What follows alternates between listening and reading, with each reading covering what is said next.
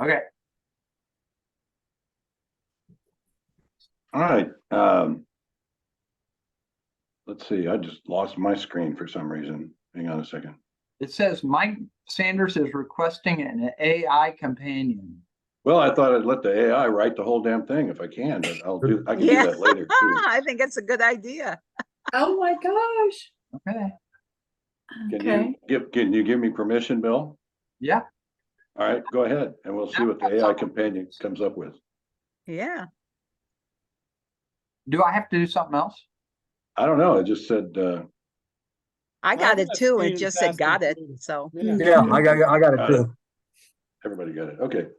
All okay. right, well, let's roll. Here, I got to take my glasses off. I broke my bifocals, so I'm waiting on new rims. This is Atonement is a romantic war drama. It was directed by Joe Wright, who is an Englishman. And some of his other films are Pride and Prejudice, Anna Karenina, Cyrano, which was in 2021, and The Darkest Hour. He liked the literary things, but he also likes World War II things. So kind of worked out where this was a little bit of both. It stars James McAvoy, Keira Knightley, Saoirse Ronan, who is an American-born Irish actress. She played the young Brioni, and then Romola Garai played the 18-year-old Brioni, and then Vanessa Redgrave played the elderly Brioni at the very end. It also had Benedict Cumberbatch and Juno Temple. Are you guys familiar with who Juno Temple is? Ted Lasso, Ted Lasso, amongst other right, things. right, amongst other things. So that was one of her earlier movies when she was younger, for sure. What role did she play in Ted Lasso? She was kind of the I don't know, not secretary, but she just kind of worked for the soccer team. She's blonde in Ted Lasso, not redhead, and older, obviously. I don't remember the character's name, but Yeah, But what not- was the guy? What was the guy? The asshole guy that eventually became a coach? They were boyfriend Yeah, and girlfriend yeah. at the time. right. Oh, okay, Right. not the big blonde who was the general. No, manager. no. Oh no. No, she was her friend, but she was the one who set up her own little thing or whatever. Wow. But anyway, a little background on her. The film is based on a book by with the same name, a novel by Ian McEwan, and it was adapted to the screen by Christopher Hampton.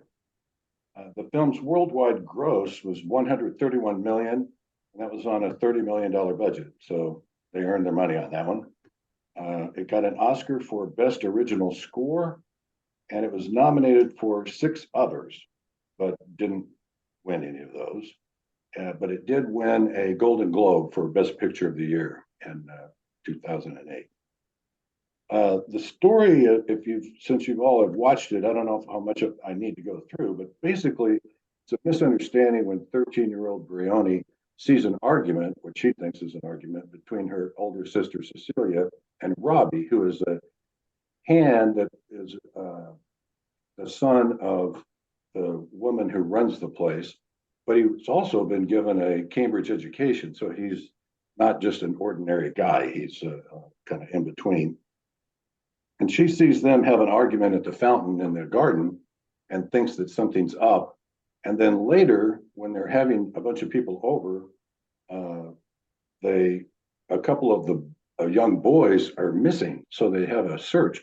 A bunch of people go out at search parties. And Briona, I missed a part here. When they had this argument at the fountain, Robbie wrote a kind of explicit apology, but then decided not to send it.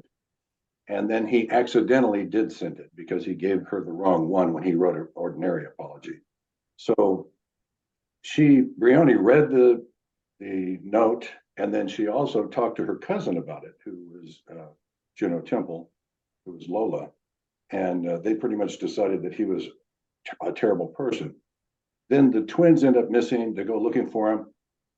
Robbie actually finds the twins, but no one else knows this.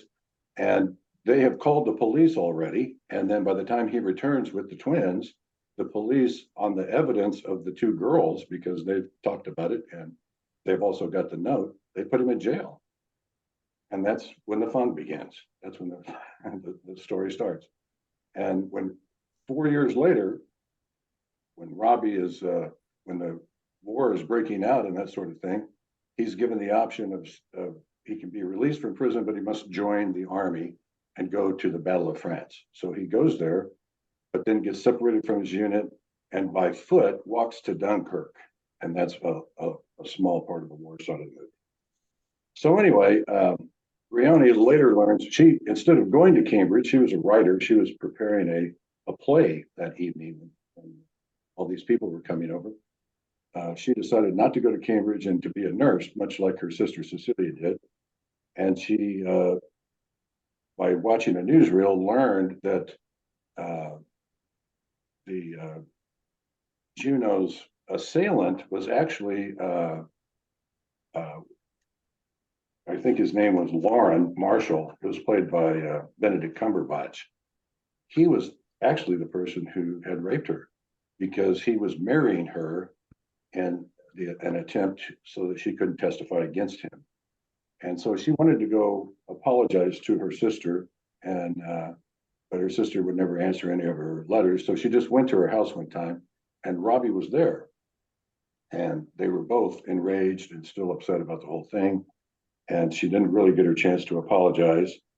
And then later on, towards the end, when she's older in the Vanessa Redgrave part, she is giving an interview and she kind of explains how she wrote this novel and how semi-autobiographical it was, but also tells us that the fictitious ending to her novel is what we saw, and that those things never really happened because Robbie died from his wounds, and Cecilia died when there was a flooded tunnel during the Blitz. And so that was her sister's way of giving them the happiness they never had. She did it fictitiously as the end of her novel. And that's the end of it. So the discussion can begin from there. Who wants to take the first shot? I'll start. All right. Mike and I were talking earlier. I really enjoyed this movie. I thought it was really well done. Just incredibly sad that just this one girl and, her lie or infatuation I think she had with Robbie, that was, she was spurned, and I think that kind of pissed her off, but could just wreck all those lives forever. It was just really a sad movie, but I enjoyed the part, like Mike mentioned, at the fountain. We saw it from Briani's view, and then they switched it around and showed us again from what actually happened in the view of the other two who were there. So I thought that was kind of cool the way they did that. They did that a couple places in the movie. Mm-hmm. And then kind of the twist at the end where it was all, just made up. It's not really what happened in the story or in true life of the movie. That was kind of again, sad, but cool twist. So I enjoyed it a lot. I thought it was great. So. Yeah, I'm with you. I thought it was great, and you're right. Incredibly sad, but it was so beautifully done. I loved the way it starts out with just the tapping, the tapping of a typewriter key that turns basically into music. It's just an amazing. I thought the score was wonderful. So that tapping that turns into music, and the silences were so good in this as well. The silence what was making you think all the time. The acting was superb, I thought, with everyone, even Cumberbatch. I mean, he was so swarmy, and that wasn't is that one of his first movies? I'm not sure, but I would swear that he had a chin job because his profile looked like he didn't have any chin at all. And I don't ever remember seeing that. Sorry. I don't ever remember seeing that in his other movies. Anyway, it was just a side. But anyway, I thought it was wonderfully done. I loved all the actors. And there was the actress that plays Robbie's mother. She's Vera, I think, in the PBS series, if anybody knows that series. Maybe not. But anyway, she's a wonderful actress as well. So all in all, I liked it. And Gary, I know you're going to talk about the arc. Well, there's really arcs here. I mean, but they're pretty obvious as between the 18-year-old and then the woman, the writer that's dying, when she's dying at the end is pretty amazing. So anyway, yes, I thought it was great and incredibly sad. Yeah, Sanders, I don't know why you chose this. This is one of the few movies that I really enjoyed rewatching, and I think may have enjoyed it the second time more than the first. It's also one of the movies that I think is better than the book. And I don't know if I think I read the book first and then watched the movie, but the photography and the pacing of it is so well done. It's hard to take a book where a misconstrued note, written, you can turn into, a watershed event. But I thought they did a great job with that. And it raises questions, did he send the wrong note by accident, or did he send the wrong note knowing that it might have, created a certain response, but he didn't know it was going to get in the wrong people's hands.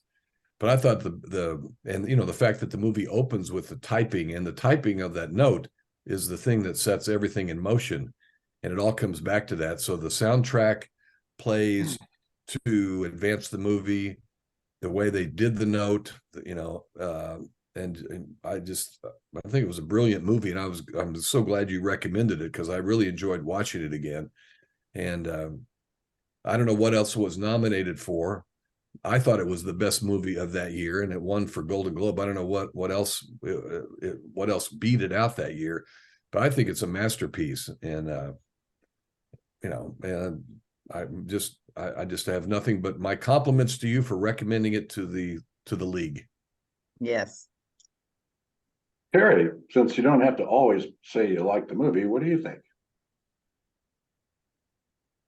Did you say Gary or Terry? No, I'm Terry. Oh, Can you hear me, Terry? Yeah, I can hear you. Oh, okay. What were your thoughts? Thought it was pretty sad.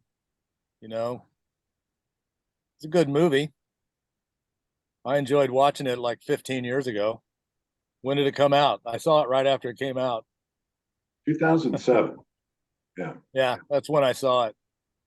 So, yeah, I just have a question, a poll.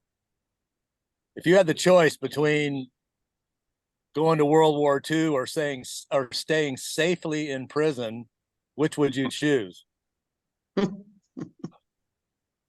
I would be out, no doubt. Yeah. What? I would be out and taking whatever circumstances came my way rather than rotting in prison. Yeah. Oh my God. Probably at that time. Fool. What a fool. It goes back to the British Navy. They gave that choice to guys to either be in prison or be in the British Navy. And they were actually worse off in the Navy than they were in prison as far as food and being confined and all that kind of thing. I don't know. I think I'd stay safely in jail. I mean, why go risk being killed? But that has nothing to do with the movie. It's just a side that. I have a question about, I guess it's a historical question. They showed them wearing their helmets, their military helmets had like the wide brim, which I always associated with World War I, but maybe that's not the case. No, the British Army still used that same style of wide brim hats like that in World War II as well. I'd be I had the curious. same thought, Jeff. I'd be curious what won for best cinematography that was better than this. True. Yeah. It was just poetic. I can't believe that the Dunkirk seat alone had to cost 30 million. Yeah. You know, Yeah. unless there was a lot of CG Maybe or whatever. I there don't know has to be how prominent it CGI. was back Yeah. then, but that visually that was quite impressive. Yeah, I was struck by the photography also, but I didn't look that up. I'll look it up now though. So what popped into your head? Why was this your movie choice? Is this something you saw again recently, or just one of your favorites from back in the day? No, I troll old things. You know, when I'm looking for what I'm going to do, and Do the women there know that? Hey, we're calling us old things. Well, he's an old troll, so. yeah, I'm an old troll myself. So no, I look for things I probably missed. You know, I was in graduate school from like 1993 to 1998. Of course, this is beyond that, but for different reasons. Or you know, I have breaks and things where I couldn't tell you any movies I watched in 2007. I was probably busy. Did you see it when it was originally out? No. So you've just seen it recently for the first time. Right. I watched it probably like last Thursday or Friday and said, damn, this is a pretty good movie. I might pick this one. And I'm always narrowing it down. I thought it was incredible. I was impressed by the photography. I was impressed by the acting. I was impressed by the writing. One of the things I read was James McAvoy, when he saw the script, it was getting passed around. He said, this is the best script I have ever seen. You know. Yeah, I don't know who turned it from a book into a screenplay, but kudos to them because it works. Yeah, that was a guy named Hampton, I think. Originally, it was adapted by someone else, and it was closer to like trying to model the book and more like Pride and Prejudice. It was a writer who had done a couple of other things for this director, and he said, "No, I want to do something different with this." So he went with a different person, and that person rewrote it to be what it is, what you now see. Yeah. So yeah, no, I just thought it was good. I was even telling Teague, I bounce things off of Teague. She doesn't always watch all the movies I do, but I kind of explained it to her, and I said I was thinking about it, but it's awful sad. And she said, "Well, it sounds like a good movie. You ought to go ahead and." You know. And then last night I was getting ready to go to bed, and I looked at my phone, and Jeff Arthur had texted me, and he said, "I just watched your movie. Man, that was sad." Yeah. Well, I contacted Mattson because I didn't know what the movie was. And I said, I remember it. I think it was, you know, like a period piece. I was thinking more like Pride and Prejudice. And he said, no, it's a war movie. Like, well, not exactly. You know, they cross paths. Let's see if we can find Academy Awards 2008. Let's see what won that year. Mahoney, had you seen it first time around? No, this is the first time I'd seen the movie. So What'd you think? There were lots of very good things about this film, the way it was executed, the acting, the cinematography, obviously, and I was bored to tears. I didn't like the movie at all. It felt way too soap opera for me. I didn't. The storyline didn't engage me. The ending, quite frankly, irritated me. It felt like it was Bait and switch. a cheap shot. We came all this way only to find out that this is your fantasy for a happy life for people that died otherwise. It was not the payoff that I wanted, and by that time, I had pretty much soured on the movie. Again, I recognized all the good technical achievements about it, but it was simply just not my cup of tea. And so I actually nodded off twice during it. It wasn't there. A two snoozer, we'll call that one. Yeah. Yeah, yeah. So Double snoozer, yeah. Jeff with a It's- Jenny. Where did you come in on this? I also fell asleep twice, but I good. reawakened and thought, well, I should really go back. So I watched it almost twice. Once conscious and once semi-conscious. And I appreciated it for We should become the League of Unconscious Film Critics. So, it wasn't super stimulating, but I think I lost the thread of it when I fell asleep the first time, and I didn't recapture it until I went back and rewatched it. And then it made sense to me. And I thought, well, this is a bit of a tangled web, and it's an interesting story the way they've told it. And I do think that it was a beautiful film. And it was another example of somebody who really knew how to make a film. Whether they chose the right script for it or not, I don't know. Could they have made something better or changed it around? But I did think that I kind of appreciated the way that Vanessa Redgrave's character wrapped it up at the end and kind of explained what happened. This is very much a movie that occurred in the minds of people rather than in real life.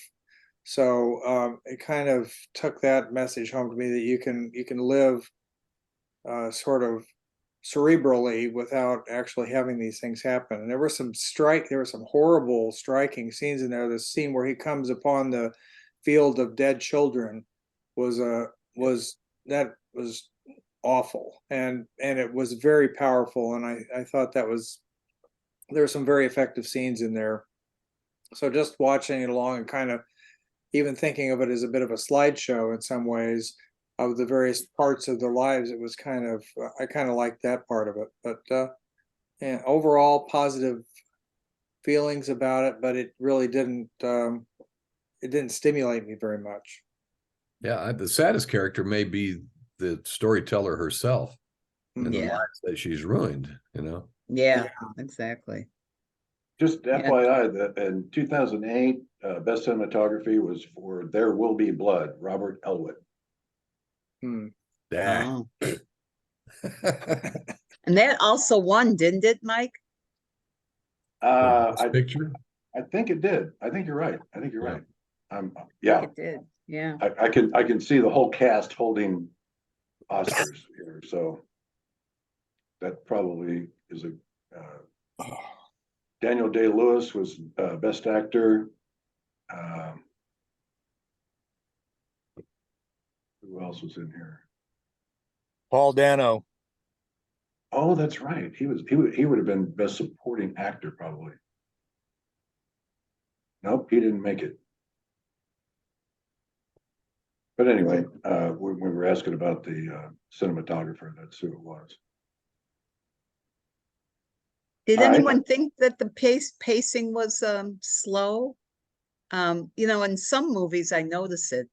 I didn't notice it in this one, but obviously, you guys probably did think that it was just so slow moving in the, in the cerebral scenes, where they're, not talking and just thinking and all that.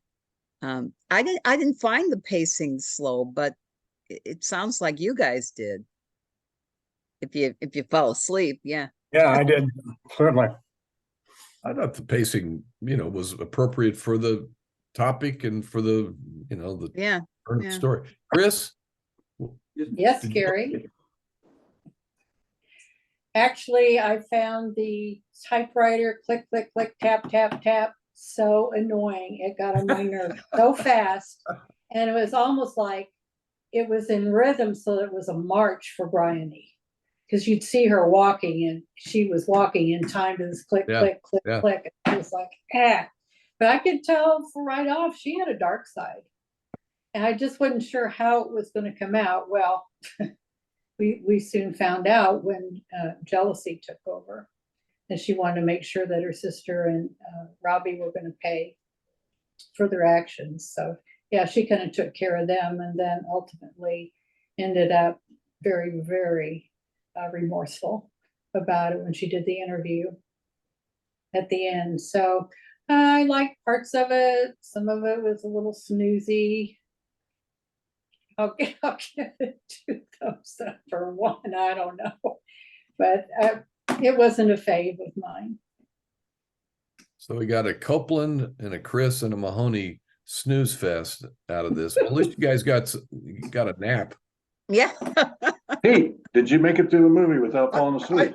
I did. I didn't fall asleep. I believe it or not, by the time we got to Dunkirk, I thought, what else is going to happen now? I mean, how many other things are we going to get thrown at us here? As far as, who of us has not screwed up royal when we were 13 years old? Yeah. I mean, Exactly. I'm sure she didn't appreciate, or could she foresee the consequences of her action? But I don't know that she had so much a dark side. Just she was an annoying little 13-year-old, and we've all screwed up there. Gary, I don't think he handed her the more graphic note on purpose. If his intention was to get that one in the hands of Cecilia, I'd have hand delivered that one. I wouldn't have relied on that 13-year-old to be the messenger. I thought the same thing. You'd never give a note. There's like no that way. then. And then when he realized what he did, he panicked. But obviously it didn't upset Cecilia too much based on a scene we saw a little bit later. But I thought the pacing was a little tedious toward the end. To quote Mahoney, I mean, I watched the movie because this is the League of Unpaid Film Critics, and that was the movie. It is not my cup of tea. It's not a film that I would normally gravitate to. I will say that. But there was a lot of good qualities to the movie, but not one I would elect to watch on my own. Bill? This was my 3rd time through on this movie. I read the book when it came out and then watched it. And so this was the 3rd time. And when the girl showed up and I realized it was the young lady that won, didn't she win Best Actress for Lady Bird? Or I think she, what's her name? Cersei. She was Ronan. played Lady Bird, or I kind of forget, was Lady Bird the mom, or was that? But anyway, I was kind of excited to see her portray this, and then I started trying to remember, what happened and everything, and it's like Pete said, it's like, I hope that this 13-year-old doesn't get, I hope there's a way out for the 13-year-old. I couldn't remember if there wasn't. So I mean, I pretty much enjoyed watching it again and resolving it. I think I'll remember it now. I've got the picture up of the I guess the rape scene.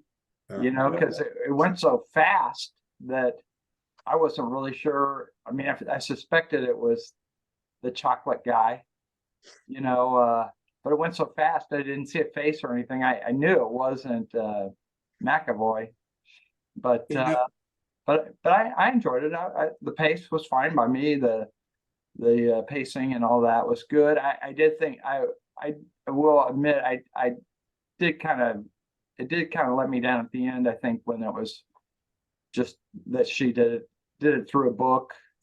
She atoned herself through a book. There was no real atonement. I was more remembering that somehow she really did atone herself. But anyway, that was my take on it. You notice in the picture behind Bill that you can't see Benedict Cumberbatch's chin. Oh, he did get a chin job. Yeah. See? I told you. He asked that if he edited it out. Do you do chins, Jeff? I put fat in chins once in a while. I used to put silicone in there, but that's not a great idea. Yeah. I don't do much of that. I do chins, fat in chins, but it's called Freddy's Burgers. That's That's much more enjoyable than what I do. I was interested in the note and the wrong note. It kind of reminded me of the scene in the piano where the piano key went to the wrong recipient. So those notes, it's kind of almost like I'm not good enough at Shakespearean stuff, but I'm pretty sure that there are some notes that went the wrong direction in Shakespeare too. It's kind of a good device to change the plot rather suddenly and give somebody who's not supposed to have that information that changes the way everybody perceives things. And I thought that was an effective thing, but again, it wasn't necessarily ill received. Nobody said anything about Keira Knightley either. She played a pretty important part in this, but apparently didn't move anybody very much. I thought she was brilliant. Oh, I thought she was great. Yeah. So, But it's. I have a I'm glad- question I'm for glad you invoked Shakespeare, because that would be a Bob Walsh detour. Yeah. We Yeah. missed that. Yeah. So Yes. good for you. He would Good be for able you. to Bob tell would us. know, yeah. Yeah. Bob would wrote it in. so I have something to think about. Apparently, Bill, you saw it back when it came out at the theater. Yeah, I think so. Maybe it And I was. did too. Did anybody else ever seen it on the big screen? Yes. Yes. Oh, really? Yes. Yeah. Okay. I didn't know there was another You screen. weren't prone to falling asleep at the theater.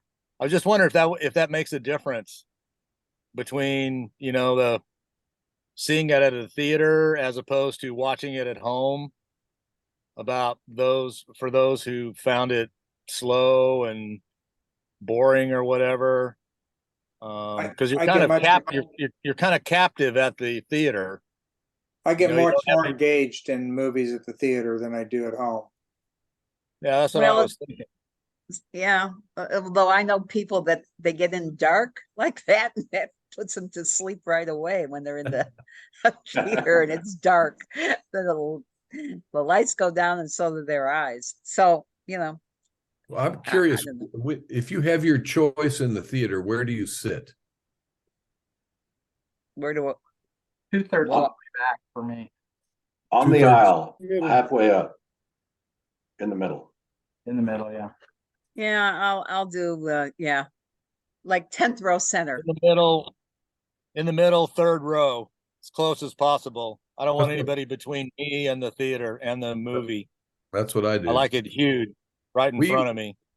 Joan and I used to do this thing where we would sit in the back, because there's like people that sit in the middle, and people will sit one or two rows in front of the middle, and then the first third of the theater is empty until you go and sit in the first couple of rows, and then people will fill in behind you. But we wait until the movie starts and everybody's got their popcorn, everybody's got their drink, and then we move to the second row, because I want my full field of vision. I want to be totally engulfed and surrounded by, but you can't do that, because as soon as you do that, somebody sits in the third row and crunches their popcorn in your ear the whole time. So you have to wait Yeah. until the movie starts, and then you can, then they're settled in.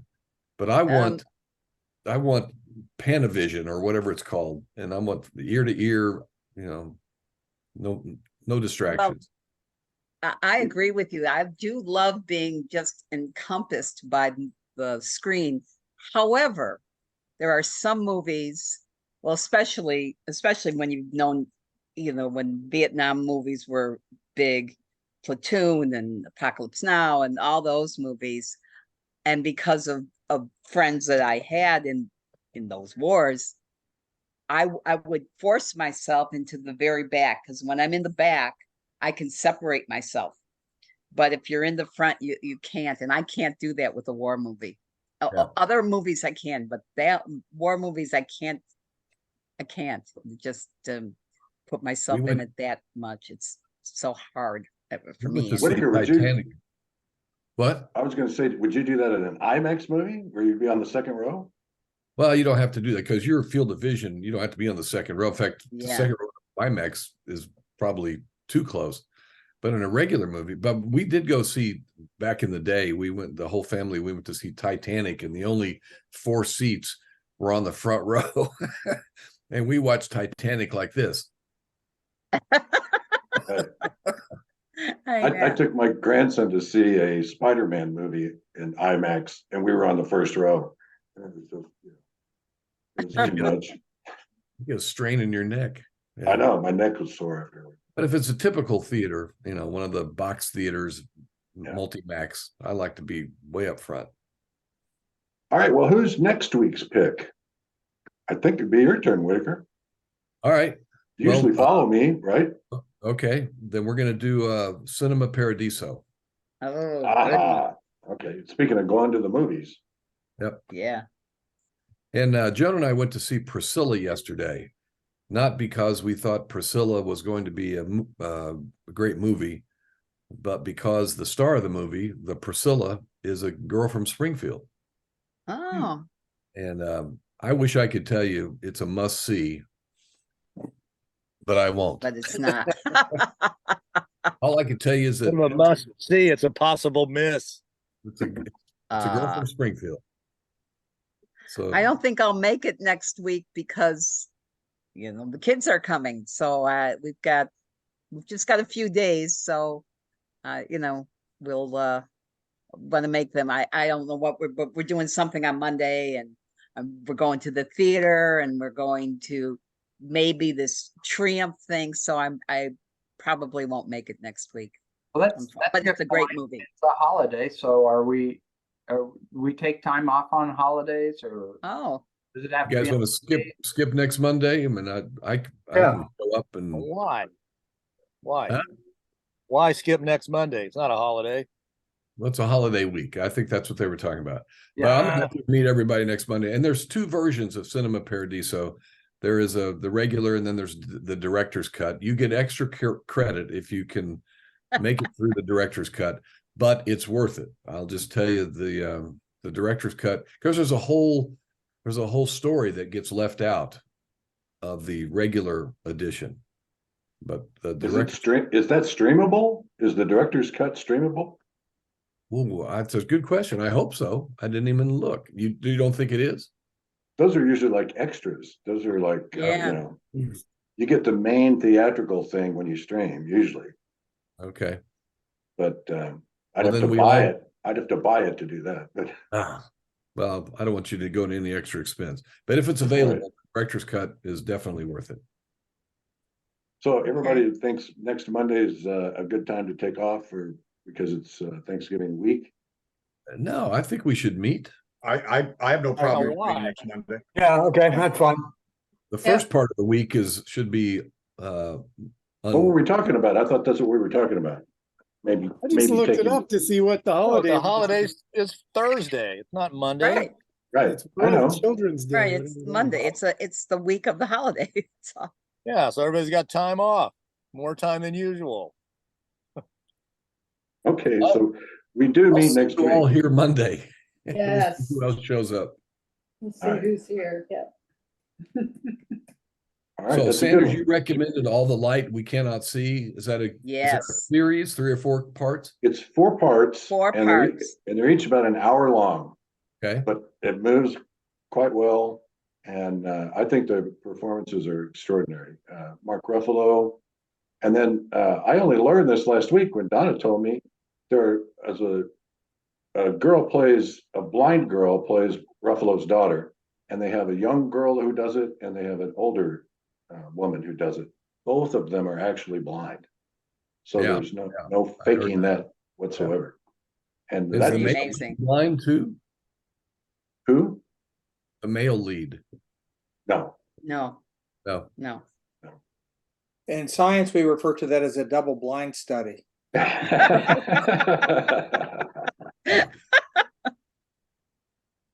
So I wanted to recommend a movie that I recommended weeks ago, if not, no, months or years ago. Bill watched it. But thinking of character development and Gary and everything, it's the German-made Generation War. It's 3 hour-and-a-half episodes. And I'm just amazed about the difference. Well, the two brothers, the two German soldier brothers, and how they're portrayed at the beginning of the thing and then how they develop. I think it's I just watched it for the third time. I really, really enjoy it. What's And if it you just called? want to watch, an hour and a half one week and an hour and a half the next week, but I bet you won't be able to. What's it called? Generation War, and it was free on Prime. There's two names. There was an English name and a German name, and I'm not sure which is which.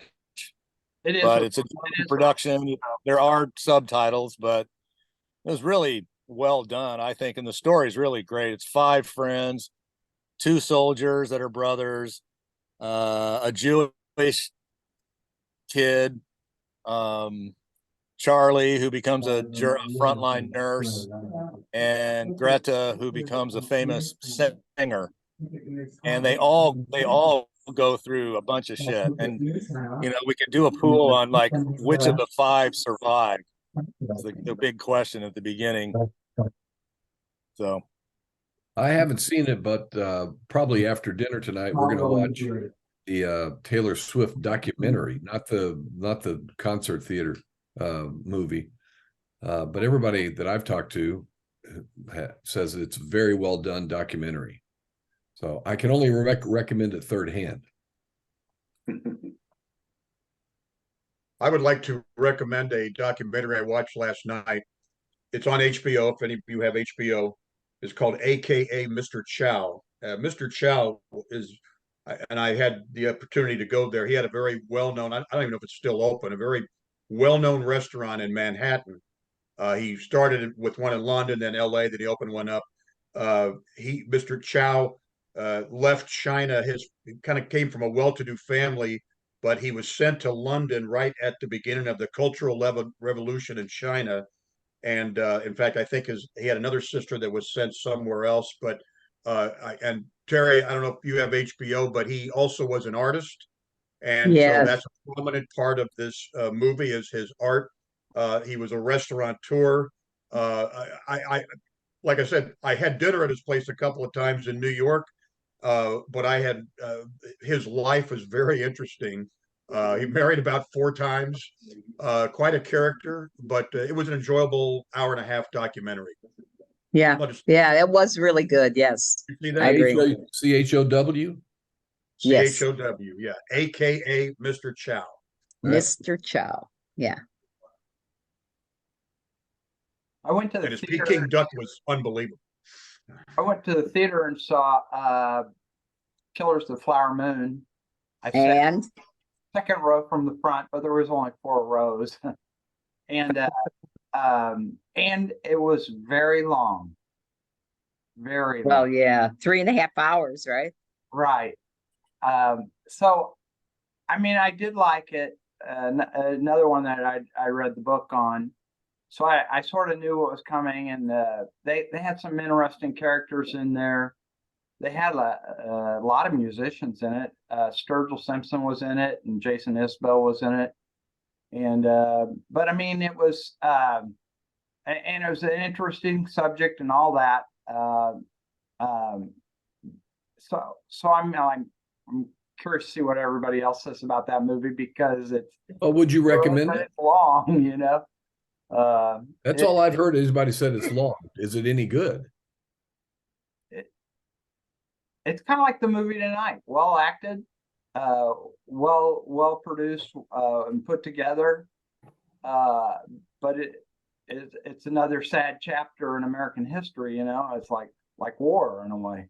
And so I didn't hear an endorsement in there. No. Yeah. Here's something. When you go to the theater now, there's an app you can have for a long time. When to pee? Right. Yeah. Go Pee Now is the name of the app, and it will tell you when you're not going to miss an important part. It'll say Go Pee Now if you put the movie in ahead of time. It's runpee.com. Oh, runpee.com. That's right. How does it know how long it takes me to pee?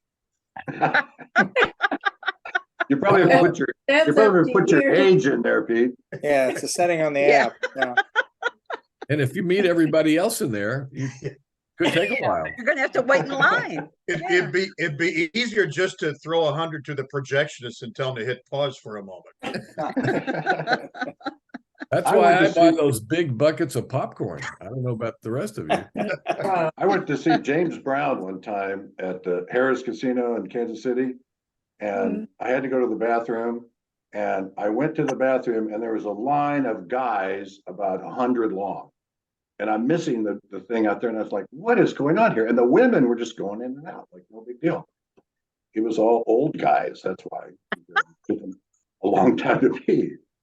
So I just waited. I didn't want to miss any more, Thanks for sharing that, Mike. You're welcome. The occupational hazard of age. Right. Brings me to my the other movie I saw this week.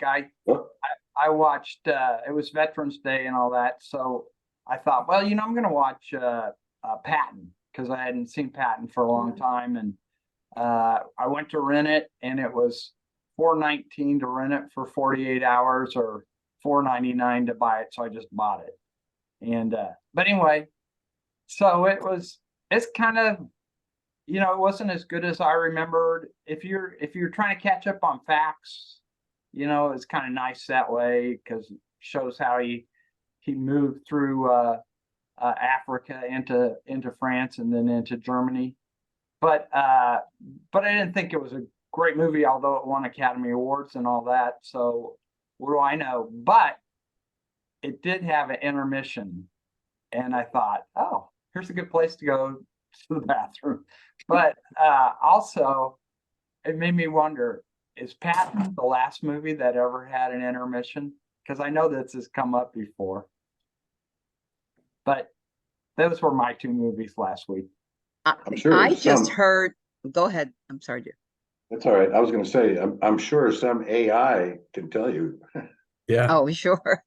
I just heard that that there's a number of movie theaters around the country that are at a certain point in Killers of Flowers of the Killer Moon.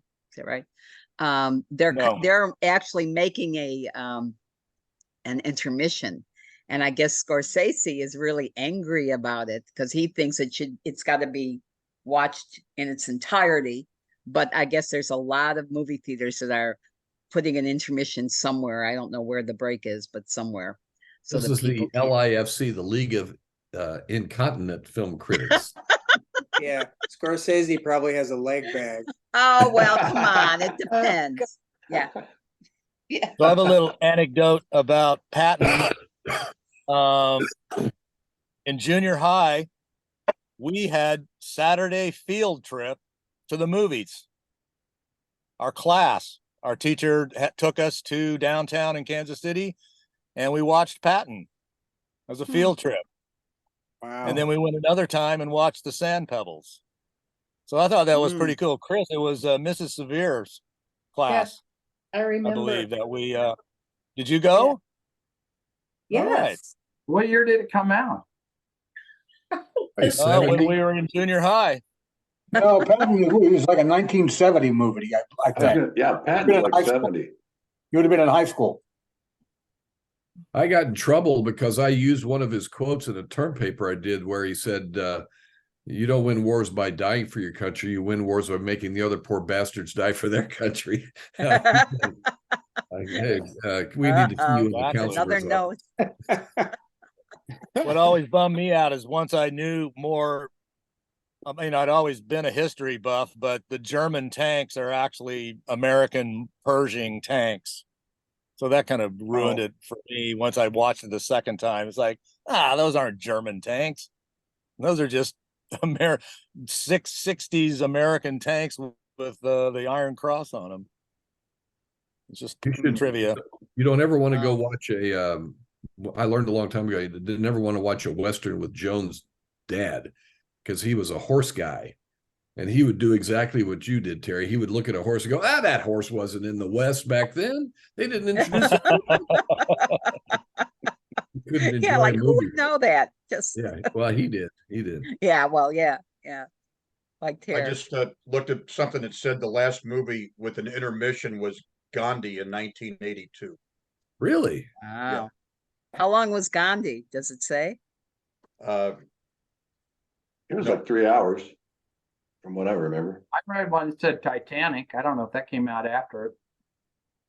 Titanic had an intermission? It did? I don't remember that. I don't either. I just remember. Gandhi solved his own problem by drinking his own urine. So, you know, if you're stuck in the theater, Jeez.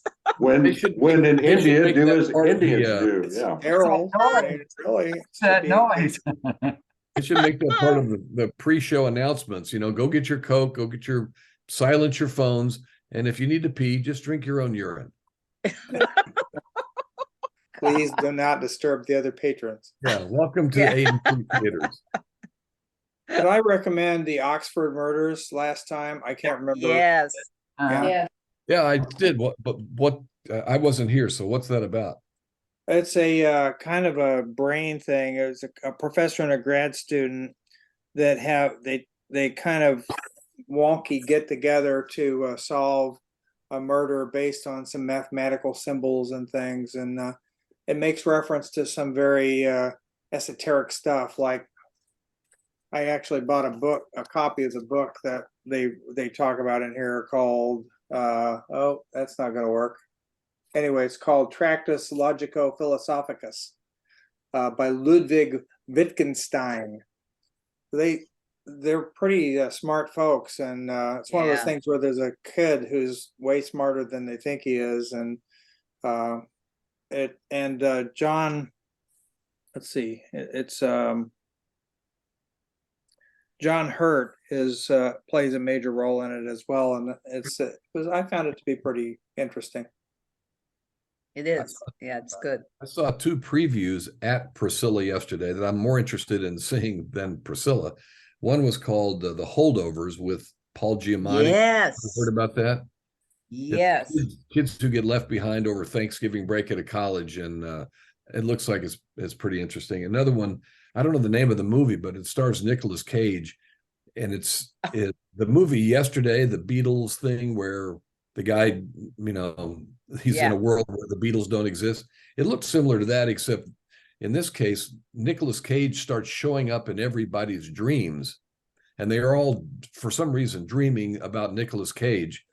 And so he becomes a celebrity of sorts, and he kind of goes to his head and his family, you know. He thinks, let's milk this. If I'm in everybody, you know, hey, I see you in my dreams. But it looked like a clever movie. So I don't know what the name of it is, but the new Nicolas Cage movie, I would pay to go see based on the previews. Good. Good. I thought I gotta go. My computer's about to die. So Okay. All right. All right. I gotta go. hi. Well, Peter, is your See you, Terry. is your computer in prison, or is it about to go die? Which It's in prison. okay. It's safe in prison. All right. Right. Chris, you were saying, Does seem like Yes, I watched on CBS Sunday morning that there's a movie, it's not out yet, but it's coming out with Bradley Cooper. And it's based on the life of Leonard Bernstein. Bernstein. And Oh, that'll be fabulous whenever I it think comes so out. too. I think it's a couple months from now, though. Right, it won't be for a while, but he relates to how he always wanted to be a conductor and how much he was into the music and how much he related to Leonard Bernstein. So he was up close and personal with all of the family, and yeah, we'll see how that one comes out. I want to see Napoleon too. Yeah. Yeah. That's another one. Yeah. Thanksgiving, I think, comes out. That's Ridley Scott, isn't it? Mm. Yeah. Mhm.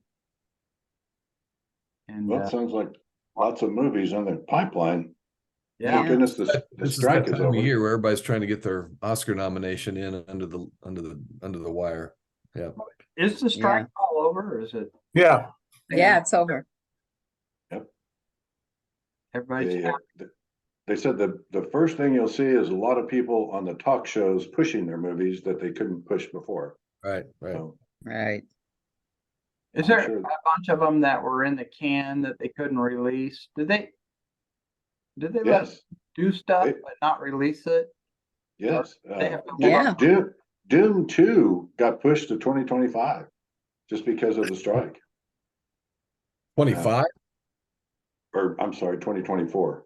Oh. So it was supposed to come out this fall, but they just couldn't do it. They couldn't figure out how to make it happen. So Yeah. There were a few like that. They were on the shelf and they were ready to go, but the strike, screwed up all their plans. But they were ready to go, huh? They could do films and they didn't have to hold up production or anything. They were done. They Dune 2 was kind of made during Dune 1. It was one of those things where they shot a little bit of stuff, but they didn't have to redo the whole movie. So it was scheduled to come out, and then the strike hit, and they just said, "We're not going to. This costs too much money to take a chance. We're just going to wait." So they missed out. I'd like to make one recommendation. I watched an episode of South Park, and I hadn't watched South Park for years. And they have a movie out, and it's only an hour long, so you don't have to go pee or anything. And it's called South Park, the COVID movie. Oh my gosh. Kenny gets killed when he's trying to discover, he's a scientist, and he's trying to discover the origins of COVID. And all kinds of nefarious things happen. And as you well know how South Park works, but it was fun. I hadn't done it I think it's on Paramount Plus now. All the South Park stuff, but including their movies. So, excuse me. Wow. All right, I smell dinner out there, so Yeah. I'm gonna leave All you right. And girl, Bye, everyone. See you See next you week. Monday. Bye. All right, see you next week. All right, Bye. see y'all. Bye-bye. Bye. Ta. thanks, everybody. hey, Mike Sanders. Yes. What about this AI stuff? Anything? I mean, if I don't know. I don't know what happened. I don't want to close it on you and ruin your Well, party. go ahead and close it. I mean, I punched that thing thinking it was going to do everything. If not, I'm going to take the tape you send out and I'm going to shove it through an AI. Oh, okay. Well, I thought I have this like white screen on the side that says, "Welcome to AI Companion. Catch me up." Was my name mentioned? What are the action items? And then there's some other stuff on the bottom. But I don't know. I guess, huh? Guys, bye. all right. Hi, See ya. hey, Chris. I don't know if it'll do anything to what you're trying to do. Well, if not, I'll just, like I said, I'll run it through something else. Okay. Donna said she did that, and I saw something on when I was Googling it and stuff. It said, "Yeah, let AI transcribe your Zoom meeting" or something like that. That's one of the things it could do. So It has this little thing on the bottom. It says, "Ask anything about the meeting." That I can type in, like I'll say, "How much did Mike Sanders talk?" All right. See what happens.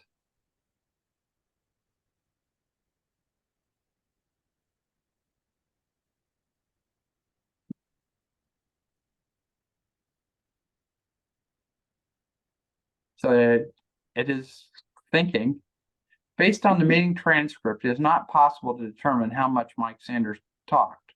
This transcript does not provide information on the duration or frequency of Mike Sanders speaking. Now you would think it Ask would. it. Okay. Yeah, you think it would. Ask it, can you send the transcript to Mike Sanders via email?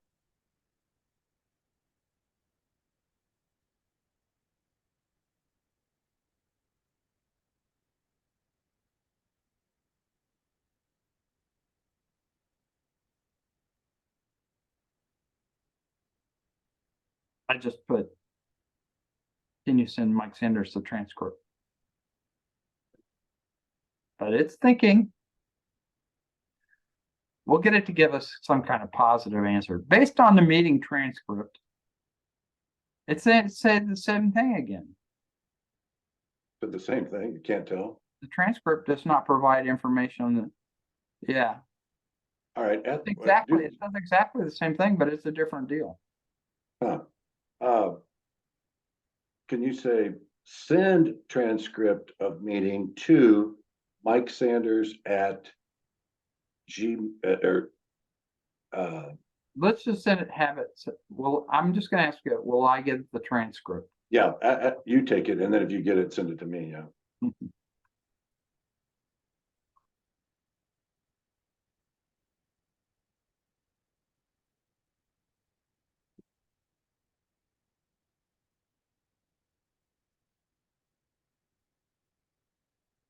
Same thing again. I said, will I get the transcript? It says the very same thing. That's according to the transcript, it's not available. Based on the meeting transcript, it's not clear whether you will receive the transcript. Oh, So it's basing on the transcript. Well, yeah. Okay, well, maybe we'll learn something from it anyway, you know. Might okay. be something when we close it out. Yeah, no, I saw that down there last week, and I thought, well, I'll just use that if it'll do it. But if not, there's ways I can take the YouTube video that you send. I can run that through different chats. I asked, there's a kind of a standard button at the bottom. It says catch me up.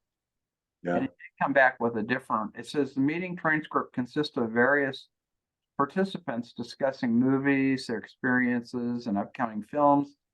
They mention matching a movie multiple times, actress from Lady Bird, and their thoughts on different films. They also briefly discuss seating preferences in theaters and upcoming plans. Towards the end, they mentioned the end of the strike in the film industry and recommended watching an episode of South Park. All right, go ahead and send me that. I mean, that's pretty much what we did. That's pretty concise, isn't it? And then I'll send that out to everybody. I'll copy it just in case it gets cut off or something. Okay. All right. But like I say, I did see something on the web that said use AI to make a transcript of a YouTube or of a Zoom is what it said. Yeah, So that's actually a pretty good link. I hate to see everybody go into so much trouble, you know, with their time and all that when they, you know, when we have recordings now, and if you really want that much detail, you can get it all from there. Right. No, okay. I decided to give up too, because I would spend hours working on those things, you know, and I would transcribe it myself. I would listen, you know, whatever you sent me, I would transcribe it, and then I would pull from that. And I'm just an old documentarian, you know, so I used to transcribe stuff all the time, and then I thought, well, this is crazy, you know. And then I was really like more like in the Bob way of doing things, you know, where you like are actually doing some writing, where you you make something that's a story, you know, and forget about describing the meeting you just have, you know. I know. Then Bob would spend like 2 lines on the actual meeting. The meeting was really good, and a lot of people liked it, and a lot of people didn't. You know, that'd be it. But he'd spend 4 paragraphs on getting you there. You know, which I loved. I can't say it. No, I mean, it's like it was a good way to use your creative writing skills, you know, and that's what I did a couple times too. But okay, well, anyway, I'll let you know how this works out here. If it sends me information, it maybe I think you might have sent something that made it initiate it from my computer, because you said something about I'm going to try and use AI. And then all of a sudden I get this thing on the right side of my screen. And so I just figured it had to be something that you initiated. Well, what I did was I've got a thing showed up on the bottom of mine. It said AI companion. And so I just, when you were getting ready to start the movie, I said, I want to punch this and see what happens. Oh. So I punched that, and that's what got you into it. Okay. Okay. I just punched it again, but it didn't do anything, so put both of us in the picture. Okay. Well, let's see what happens. We'll see what happens.